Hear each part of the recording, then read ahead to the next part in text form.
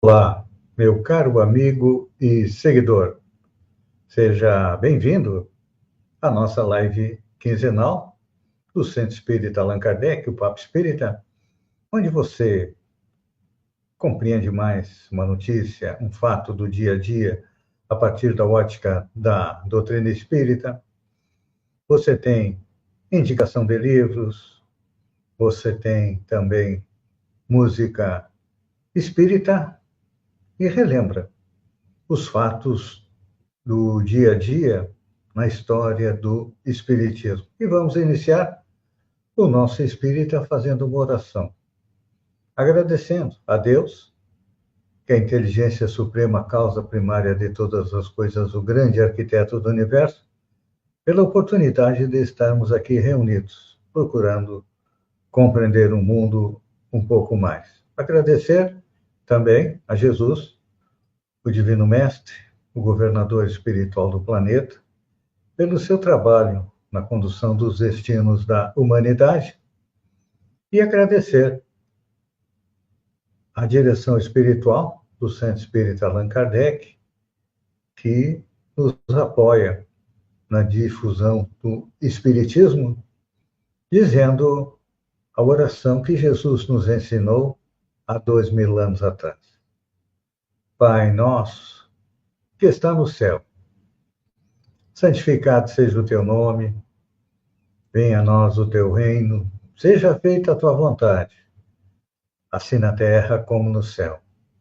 O pão de cada dia nos dá hoje, o pão do corpo, mas principalmente o pão do espírito. Perdoa nossas dívidas, à medida em que perdoamos aqueles que nos devem, e não nos deixa cair na tentação, mas livra-nos do mal, que assim seja. O nosso papo espírita de hoje é baseado numa notícia aqui de Santa Catarina. O título da notícia é: Pai solo adota 5 filhos e evita separação de irmãos em Santa Catarina. Ter filhos era um desejo antigo do empresário Francisco Luiz Koch, de 48 anos, solteiro, morador de São José, na Grande Florianópolis, recorreu à adoção e se tornou, de uma só vez, pai solo de 2. Ele só não imaginava que, 7 anos depois, viraria pai novamente de mais 3. A ideia de criar sozinho 5 crianças sequer passava pela cabeça dele. Antes de conhecer os filhos humanos, se tornou a única opção para não separar irmãos biológicos. Disse ele.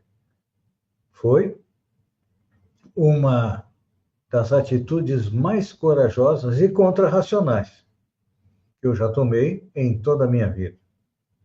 O processo de adoção começou em novembro de 2011.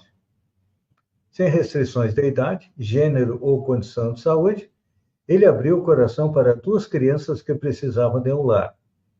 Cristiano e Cristiane passaram a fazer parte da vida dele com 14 e 9 anos, respectivamente, em junho de 2012. Em 2019, a Justiça o convidou para conhecer Maíra, uma menina de 8 anos que estava em um abrigo. Ele lá descobriu que ela tinha 2 irmãos, Andrew e Iago. Mesmo com condições financeiras, tomou a decisão definitiva de acolher os 3 e garantir a permanência juntos. Hoje, os 3 têm 16, 14 e 12 anos, respectivamente. Quando eu fui conhecer Maíra, me falaram que ela tinha 2 irmãos, e eu os conheci também. Quando fui almoçar, eu decidi que iria adotar os 3 e que não iria separá-los, mesmo sabendo que teria que vender algo com certa frequência, pois a minha renda não comportava manter 2 adolescentes mais 3 crianças. Francisco nasceu em Curitiba, no Paraná, e aos 23 anos já sabia que queria ser pai. Perto dos 30, começou a pensar na possibilidade de tornar isso possível. viu a quantidade de crianças precisando de um lar, uma oportunidade. Disse ele, como sou gay, imaginei em alugar uma barriga fora do país, ter um filho com uma amiga ou adotar. A adoção pareceu o caminho mais justo e melhor. Hoje ele defende a importância da adoção de crianças mais velhas e da preservação dos laços entre irmãos.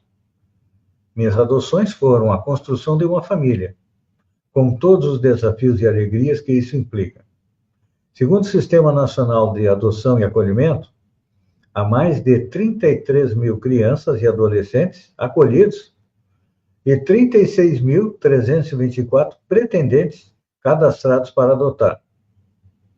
A preferência de muitas famílias é por bebês, no entanto, faz com que crianças e jovens passem anos nos abrigos à espera de uma adoção que, às vezes, acaba não chegando. Francisco é aquilo que ele mesmo se chama e a sociedade chama de pai solo. Porque o ambiente familiar, ou seja, a construção da família, por milênios, era basicamente uma família composta de pai, mãe e filhos. Só que, na atualidade, o formato da família comporta vários tipos de arranjos. Hoje em dia, nós temos um pai solo, como Francisco, nós temos também uma mãe solo, temos famílias compostas por duas mães, famílias compostas por dois pais, famílias compostas por duas mães e filhos, dois pais e filhos, enfim. Com a evolução da sociedade, com o progresso da sociedade, a concepção da família acabou também mudando e permitindo novos arranjos familiares. Tudo isso graças à evolução da humanidade. Mas, como Francisco é pai solo, vamos procurar entender a missão da paternidade. Allan Kardec, no Livro dos Espíritos, na questão 582, pergunta: pode-se considerar como missão a paternidade? Vou repetir a pergunta de Allan Kardec. Pode-se considerar como missão a paternidade? E a resposta dos espíritos é sim. É, sem contestação, possível. Uma verdadeira missão. Então, é importante a gente compreender que a paternidade, junto com a maternidade, é uma missão. Normalmente, nós elogiamos mais a maternidade, mas a paternidade é necessária, porque para que um espírito venha ao mundo, é necessário o quê? A união do óvulo com o espermatozoide. O óvulo provém da mulher, o espermatozoide provém do homem. Claro que a mulher tem uma importância fundamental, porque a fecundação se dá no útero da mulher e a mulher abriga o feto, a criança, o bebê, por 7, 8 meses até o seu nascimento. E depois continua com o seu trabalho. Mas, como diziam os espíritos, a paternidade é uma missão. E constitui, ao mesmo tempo, grandíssimo dever que empenha mais do que pensa o homem e a sua responsabilidade quanto ao futuro. Deus colocou o filho sob a tutela dos pais, a fim de que estes o dirijam pela senda do bem.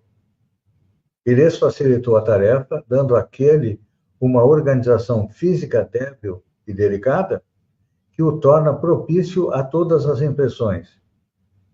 Muitos há, no entanto, que mais cuidam de endireitar as árvores do seu jardim e de fazê-las dar bons frutos em abundância do que endireitar o caráter do seu filho. Se este vier a sucumbir por causa deles, suportarão os desgostos resultantes desta queda e partilharão do sofrimento dos filhos na vida futura, por não terem feito o que estava a seu alcance para que ele avançasse na estrada do bem. Aqui os espíritos, a gente pode até dizer que bota o dedo na nossa moleira, não é? A respeito da nossa responsabilidade. Por quê? Até então, com o arranjo familiar que existiu durante séculos, o homem saía para trabalhar, a mulher ficava em casa cuidando dos filhos, e era esta a responsabilidade masculina. Só que, a partir do momento em que homens e mulheres tiveram direitos iguais, é claro que todo direito traz junto consigo o dever, ou seja, nós também temos deveres iguais. Então, os espíritos colocam que os filhos são colocados na nossa vida para quê? Para que nós os ajudemos a trilhar o caminho do bem. Esta é a missão primordial do Pai. Só que os espíritos colocam, conhecem a psique, a mentalidade humana, e conhecem muitos pais que se preocupam mais com, como eles colocam os espíritos, com o seu jardim, do que com os seus filhos. E isso vai fazer o quê? Vai fazer com que hajam problemas nas encarnações seguintes. Por quê? Um dos princípios fundamentais da doutrina espírita, junto com a existência de Deus, a existência e imortalidade do espírito, a comunicação entre os dois planos da existência e a pluralidade dos mundos habitados, é a reencarnação. Ou seja, a reencarnação, eu sempre digo que é a maior prova do amor de Deus para com todos nós, porque nos cria como espírito, elemento inteligente do universo, simples e ignorantes, isto é, sem conhecimento, e nos dá a eternidade para evoluirmos até chegarmos à condição de espírito puro. Então, a missão do pai e da mãe é essa: fazer com que o filho siga o caminho do bem, e se isso não acontecer, nós sofreremos as consequências nas próximas encarnações, por um trabalho mal feito. E Kardec ainda pergunta, Kardec era sistemático. Fazia uma pergunta, fazia outra, para a gente poder compreender melhor o assunto. E na questão seguinte, na 583, ele pergunta: são responsáveis os pais pelo transviamento de um filho que envereda pelo caminho do mal, apesar dos cuidados que lhe dispensaram? Olha só, essa pergunta é interessante, ela é capciosa. São responsáveis os pais pelo transviamento de um filho que envereda pelo caminho do mal, apesar dos cuidados que dispensaram? E a resposta dos espíritos é não. Porém, quanto piores forem as propensões do filho, tanto mais pesada é a tarefa e tanto maior o mérito dos pais se conseguirem desviá-lo do mau caminho. Olhem só, que interessante. Quem não tem esses problemas? As famílias todas têm problemas. Porque vamos ver mais à frente que temos dois tipos de família. Então, a respeito da responsabilidade dos pais, a responsabilidade é limitada, podemos dizer assim, porque cada espírito ao nascer traz a sua carga de evolução, de virtudes ou de defeitos das encarnações anteriores. Então, quanto mais defeitos, vamos dizer assim, e vícios vem o espírito para reencarnar, mais difícil é a missão. Mas se cumprir, parabéns. Se não cumpriu, é importante lembrar que cada um de nós tem livre-arbítrio. Nós, como pais, temos livre-arbítrio, e o espírito que está sob nossa responsabilidade vai adquirindo lentamente o livre-arbítrio. Por isso que é importante nós darmos boas lições de educação e de moral nos primeiros anos da vida dos nossos filhos, porque ali eles estão mais acessíveis a mudar seu comportamento. Depois de 15, 20 anos, aí ele só muda se quiser.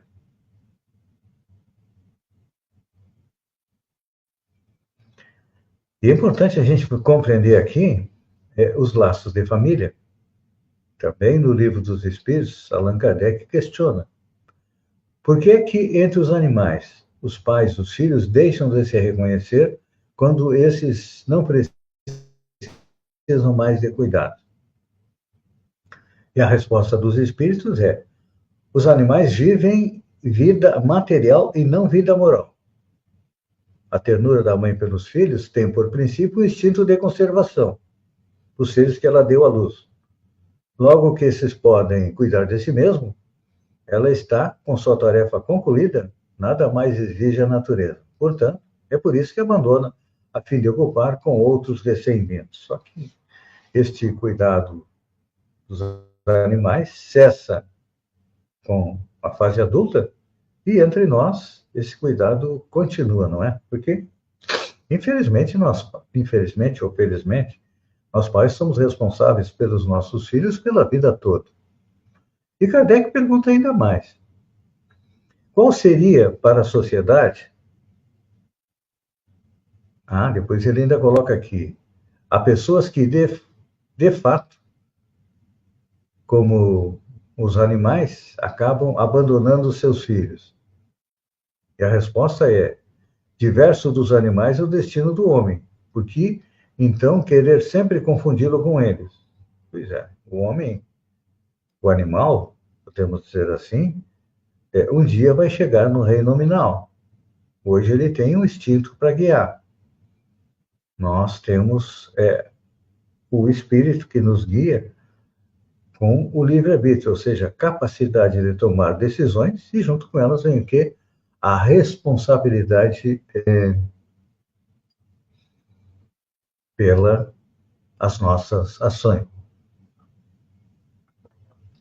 No Evangelho segundo o Espiritismo, Allan Kardec nos esclarece um pouco mais a respeito das famílias.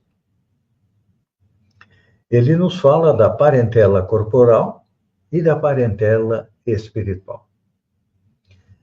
Dizem os espíritos que os laços de sangue não criam forçosamente liames entre os espíritos. O corpo procede do corpo, mas o espírito não procede do espírito. Por que isso?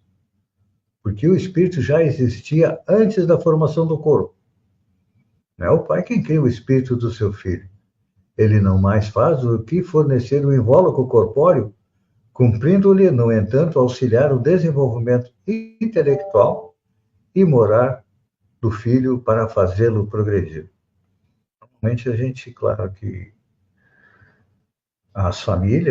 normalmente nas famílias, reencarnam espíritos com tendências e gostos semelhantes, por isso que a gente, quando vê um pai bom e um filho mau, diz que a fruta caiu longe do pé, né? E quando o pai é bom e o filho é bom, a gente diz que a fruta caiu perto do pé. Porque, como colocam os espíritos, existem dois tipos de família. A família corporal, ou seja, a família onde nós estamos encarnados. E na maioria das vezes são o quê? São espíritos simpáticos, ligados por relações anteriores. Já falamos a respeito da reencarnação. A família, normalmente, ela traça um plano de reencarnarem juntos para poderem evoluir conjuntamente. Então, são aqueles espíritos simpáticos que têm gosto, tendência, têm um bom relacionamento dentro da família. Mas e por quê? Que dentro da família, às vezes, aparece, se a família é uma família, aquilo que nós chamamos de uma ovelha negra na família, ou seja, alguém que é moralmente diferente da grande maioria dos familiares.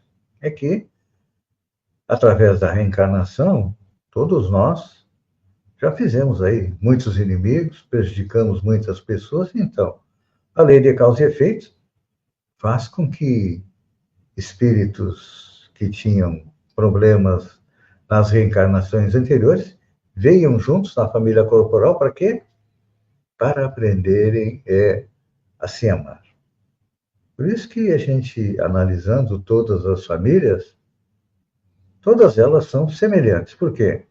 Em todas elas nós temos espíritos simpáticos que reencarnam juntos e temos também espíritos a quem nós devemos ou nos deve vivemos juntos para quê? Para tentar aparar as arestas e nos amar. Então, essa é a família corporal. E tem também a família espiritual. A família espiritual, quem são? São espíritos simpáticos, ligados por anteriores relações, que se expressam por uma afeição recíproca na vida terrena. É isso aí. Então, a gente pode concluir que dois seres nascidos do mesmo pai e da mesma mãe podem ter caráter bastante distintos, um ser bom, outro ser mau, devido ao quê? Devido à evolução espiritual de cada um dos filhos. E essas dificuldades que existem de relacionamento dentro da família, elas foram esclarecidas por quem?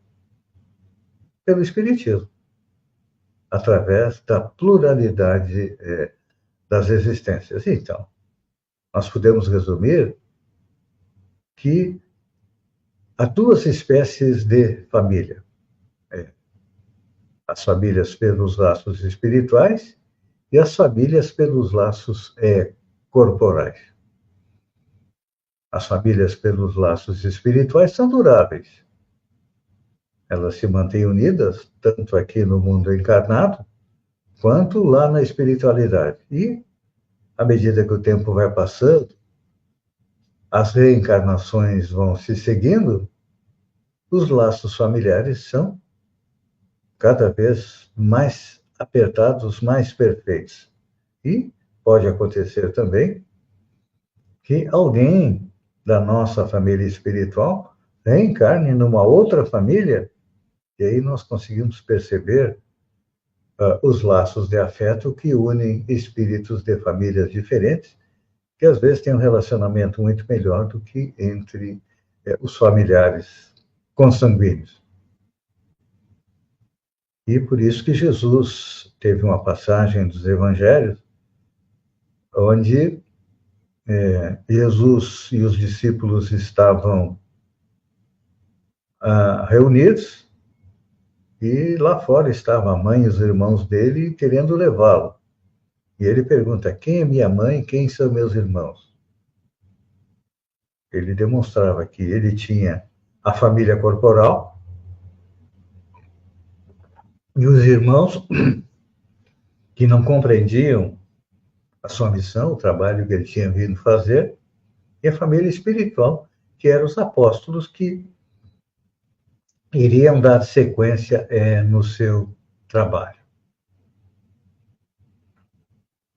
Seguindo em frente, ainda sobre o processo reencarnatório, é importante a gente compreender que o espírito reencarna tanto no sexo masculino, tanto como no sexo feminino, dependendo da sua necessidade encarnatória. Porque reencarnando no sexo masculino, nós vamos aprender aquilo que os homens aprendem. Ser trabalhador, ser honesto, ser sério, ser consciencioso, ser um bom pai de família. Então, esta é uma reencarnação masculina. E quando nós vamos para uma reencarnação feminina, nós temos que desenvolver o quê? A capacidade de amar. Porque a mãe, a grande maioria, existem exceções, é claro, ao perceber que está grávida, ela muda, podemos dizer assim, seu modo de pensar, se transforma numa grande emissão de ternura, de amor, porque ela percebe que tem um espírito dentro do seu ventre que precisa de muito amor para chegar ao mundo. Então, muitas vezes a gente percebe famílias que a esposa está grávida e já conversam com o bebê desde os primeiros dias da gestação. É claro que ali, normalmente, nós teremos um relacionamento mais amoroso entre os familiares. Francisco Xavier psicografou do Espírito Emmanuel, no livro intitulado Em Família, uma mensagem que eu quero compartilhar com vocês.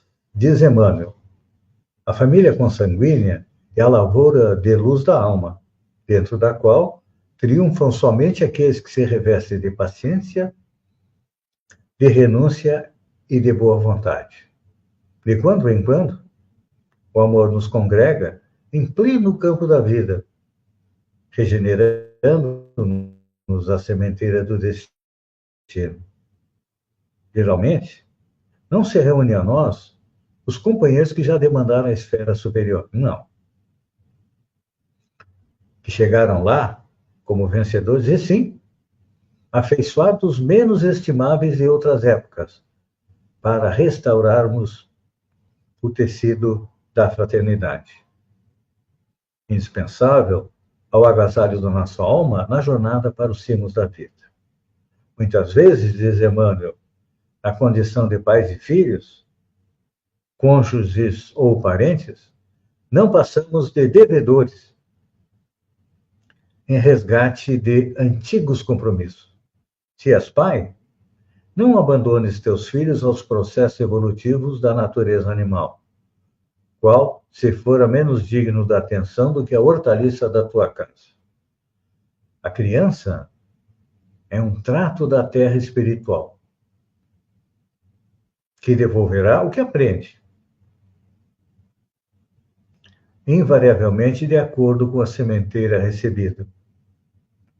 Se és filho, não despreze teus pais, relegando-os ao esquecimento e substituindo-lhes os corações, como se estivessem em desacordo com os seus ideais de elevação e nobreza, porque também um dia precisarás da alheia compreensão para que te aperfeiçoes na individualidade, na região menos burilada e menos atendida. A criatura, no ocaso da existência, é o espelho do teu próprio futuro na Terra. Aprende a usar a bondade. Em doses intensivas, ajustando-a ao entendimento e à vigilância, para que a tua experiência em família não desapareça no tempo, sem proveito para o caminho a trilhar. Quem não auxilia alguns, não se acha habilitado ao socorro de muitos. Quem não tolera o pequeno desgosto doméstico, sabendo sacrificar-se com espontaneidade e alegria, em benefício do companheiro da tarefa ou de lar, não se erguerá por salvador de criaturas em situações que ele mesmo desconhece.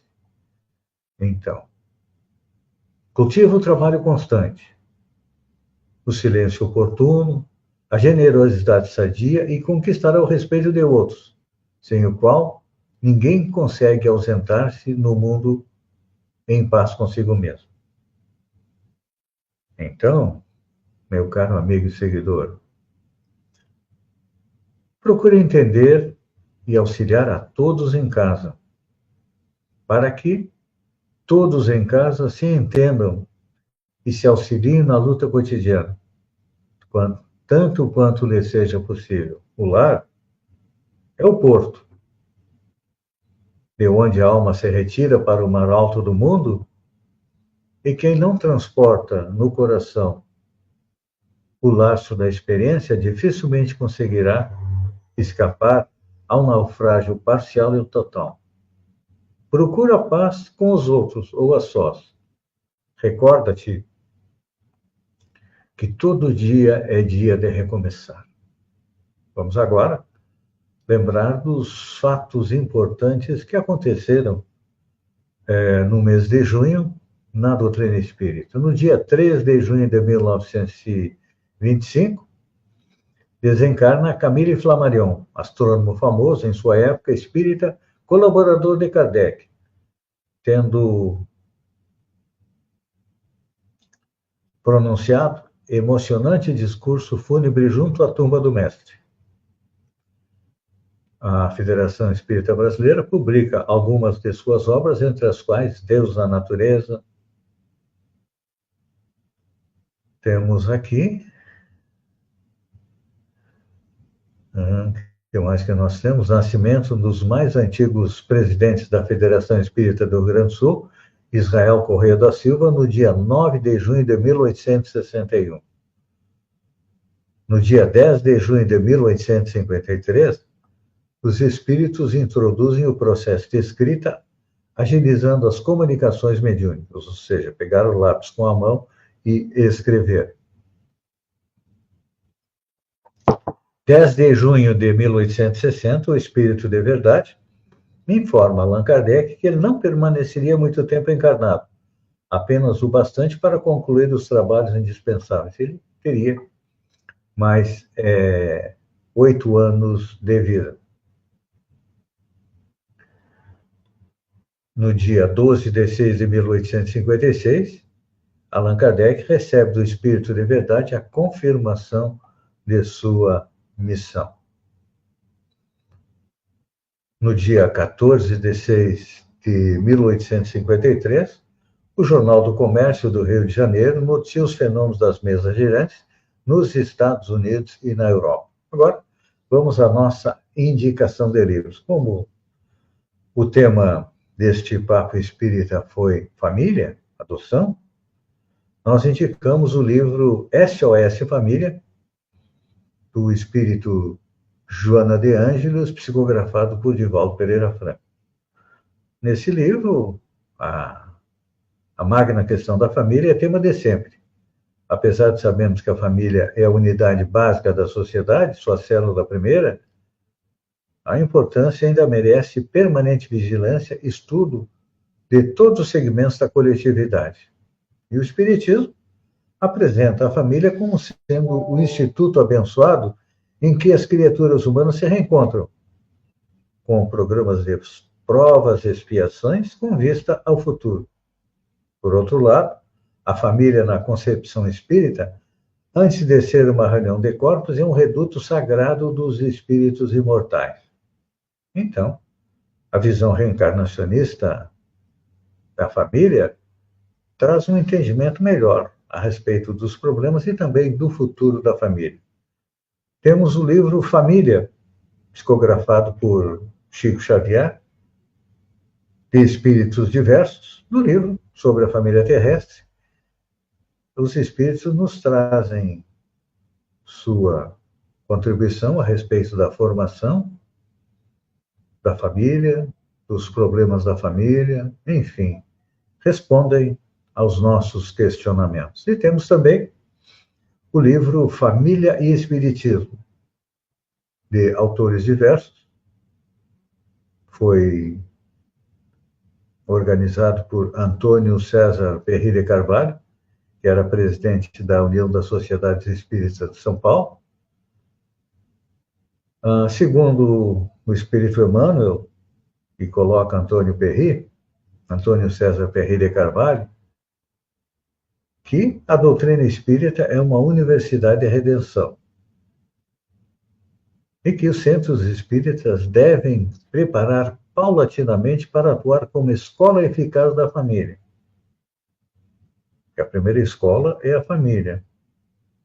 Temos a escola do mundo que permite às pessoas se apropriarem do conhecimento, e o centro espírita também é um local da família, porque lá os espíritos encontram educação, os espíritos doentes encontram um hospital, e todos nós somos espíritos doentes porque ainda temos falta de amor, e é também uma oficina, o centro espírita, onde a gente trabalha e trabalha bastante, e finalmente é um local, é uma igreja, porque nos centros espíritas nós entramos em contato com os bons espíritos, os espíritos superiores e Deus. E tudo isso, a família que participa do centro espírita tem muito mais facilidade de resolver os seus problemas. Se não consegue resolver, pelo menos compreende que nós estamos juntos na família para aprendermos a nos amar. E vamos encerrar o nosso Papo Espírita com a oração e depois com a música, uma produção minha, com apoio da inteligência artificial, da IA, que sintetiza o assunto de hoje. Então, orando, nós agradecemos a Deus, que é a inteligência suprema, causa primária de todas as coisas, o grande arquiteto do universo, a Jesus, o Divino Mestre, a direção espiritual do Centro Espírita Allan Kardec, que nos apoia, nos auxilia na divulgação da doutrina espírita, e a você, que esteve conosco. E assim dizemos: Pai nosso, que está no céu, santificado seja o teu nome, venha a nós o teu reino, seja feita a tua vontade, assim na terra como no céu. O pão nosso de cada dia nos dá hoje, perdoa nossas dívidas, à medida em que perdoa a tentação, mas livra-nos do mal, que assim seja. E agora, como encerramento, eu deixo com vocês uma música a respeito da paternidade.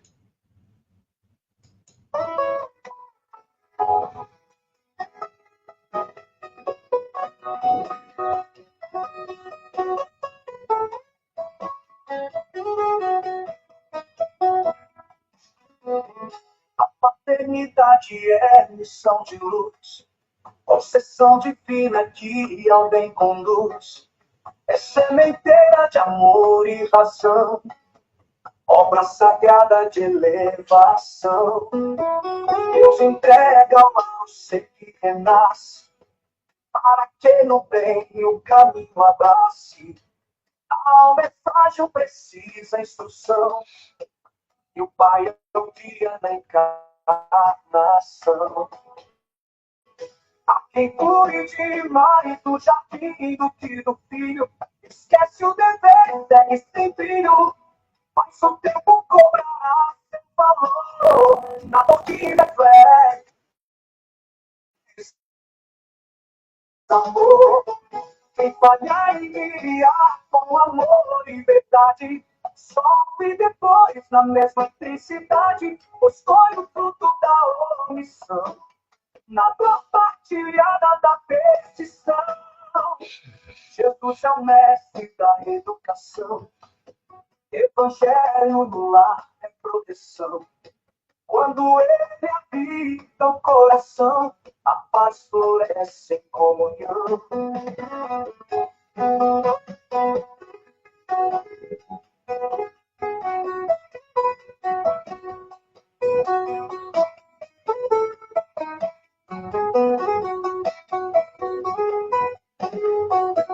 Há quem cuide mais do jardim do que do filho, esquece o dever, segue sem trilho, mas o tempo cobrará seu valor, na dor que reflete o desamor.